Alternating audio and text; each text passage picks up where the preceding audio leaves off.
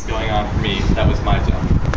And then they have messages in the evening where they show you this big list of things, like just different messages on different things in the Bible, just kind of help you prepare if you're going for BI or get a better grasp if you're just there as SDC. For maintenance, we had a lot of work, so we weren't around to do much with everyone else. But when it came to messages and stuff in the evenings, it was pretty cool. There were just a bunch of different things, like we'd go over the prodigal son or something like that, and they'd turn it on you so you had like a whole new perspective of it, like nothing I would look at. So for me, when I was going, it was completely opposed. It was like parents were making me go, and I was like, no. I'm like, let's go back. 7.5 hours? No, not that long. But it was a good thing for me to go through. The first 2 weeks, completely out of it.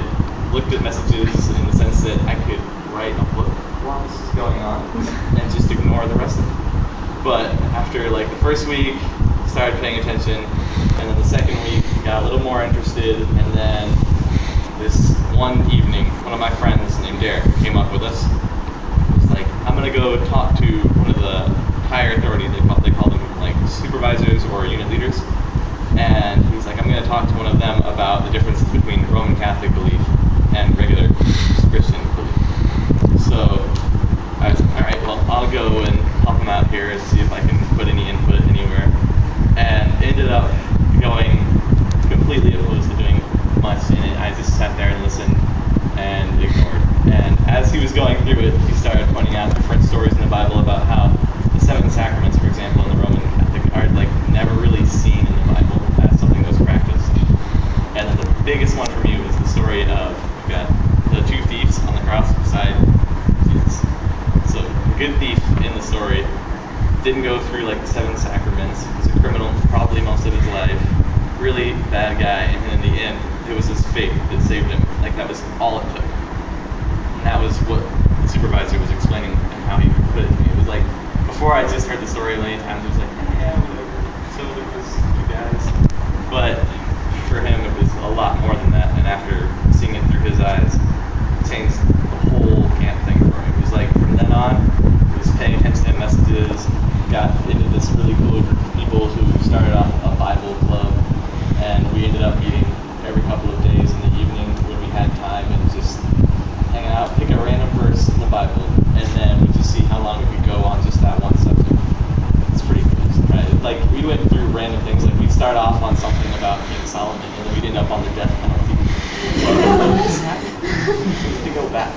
So, it was cool though. You got different views from different places. Like we had friends who were from Jersey or Florida or like Ohio, just random places, and it was cool to see the different ways people view different things. It was enlightening to be able to look at that.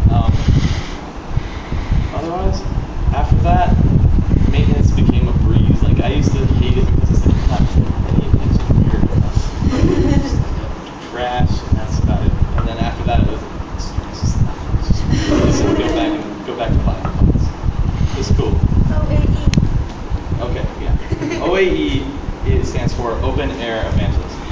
What you do is they get a big, like 2 vanfuls of kids, and they take them to a place called Lake George, and it's kind of like a city in the sense that there's people all over the place. It's like 40 kids on your right, and they're all just huddled up playing like Yu-Gi-Oh or somewhere in the park. You don't know. They're just, you never know what you're going to find there. And like when we went, the first trip, we got there, and there was a guy in, those morph suits. He had one of those, but it was like a tuxedo, and he was miming around on the street and stuff, and he'd slap someone and run and hide. It's like random stuff. Hi.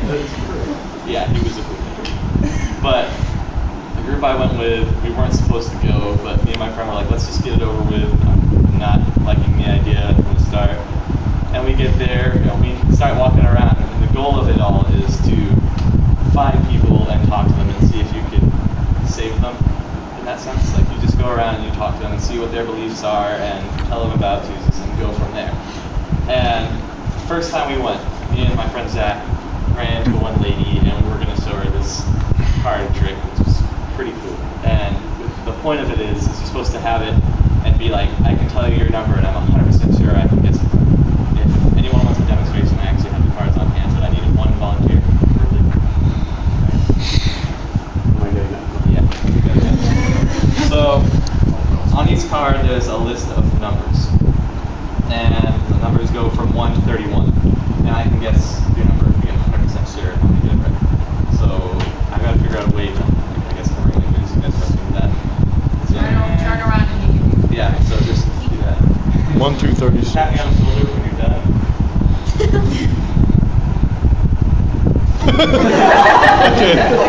Okay.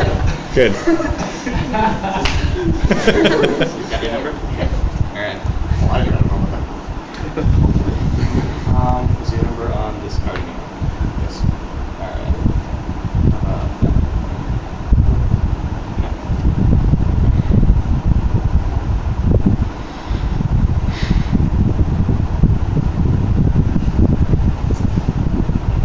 Your number 17.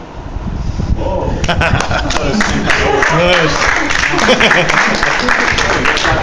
So the point of the cards is to be able to say, just like I can be 100% sure of your number, you can be 100% sure of your salvation. So it's a good way to start off a conversation with someone and just go. The lady me and Zach tried it on, she was like, I don't want to pay for a magic trick. We were like, no, that's free. And that was like something was up here. And after we did the trick and Zach said that, she was like, see you guys later. We got up and left. And that was it. End of conversation. So at least if nothing else, we planned this. And that's an important piece. After that lady, we moved on and went around this corner. We don't really know who to look for. Like there's people sitting down, but they all see you and know because of the band where you're coming from, so they're immediately giving you like this death stare. Keep going. Like completely opposed. So you gotta like kind of like hide your hand. Like, right. I've seen that trick before. It's fun stuff.